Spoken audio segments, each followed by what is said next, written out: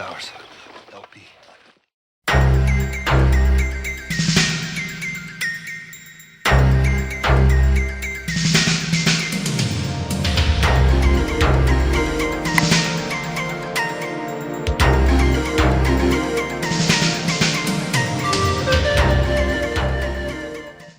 So we are talking about episode 8 of Tour of Duty Season 1.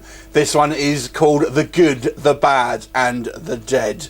Now this one has a B-movie stalwart as a guest star. We're talking about Tim Thomerson. Now you may not know who that is if you are just kind of a mainstream cinema goer. But if you're a B-movie fan or a kind of horror fan, then that name will probably ring a bell. So obviously he's been in a whole bunch of movies, particularly Full Moon, which is a production company's line of films. Obviously the Doll Man, I guess he'd be most kind of noted for, trances, things like that.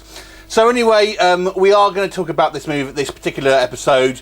Basically the story here focuses on Thomerson's character, his Sergeant Decker, and he's basically burnt out as a soldier. He's just taking unnecessary risks, doesn't really care anymore, and is basically causing trouble. And basically Anderson at one point used to be actually under him, as when he was Decker used to be a drill instructor.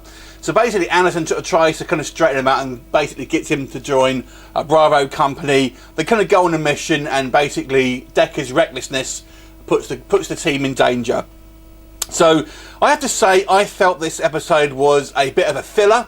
It feels very kind of small in scale, and they've just kind of like almost, the writing to me seems like it's almost sort of cobbled together an episode just to kind of like to knock one out basically. I think Thomerson's quite good here. He's makes a good kind of grizzled army veteran basically, and a kind of a believable soldier, and he plays well off Terence Knox, who obviously plays Anderson here.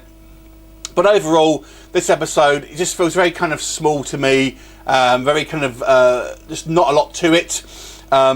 It's an okay episode. I mean, to be honest with this one, it's so unmemorable when I rewatched this film. Tour of Duty is one of my favourite TV shows of all time, but I couldn't really remember this episode. And I watched it, I was like, oh God, it's so forgettable, this episode.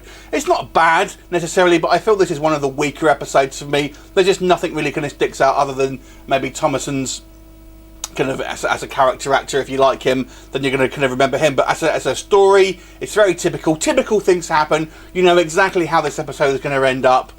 So overall, I'm going to give this episode a 5 out of 10. What did you think of it? Leave me a comment, and I'll look forward to you next time. Bye for now.